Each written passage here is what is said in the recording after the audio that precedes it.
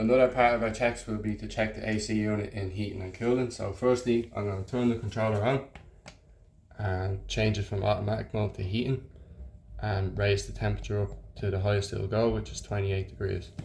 Now I'll come up to the unit and put the probe up slightly, and there you can see the reading. Normally this takes roughly 2 to 3 minutes to gather an accurate reading.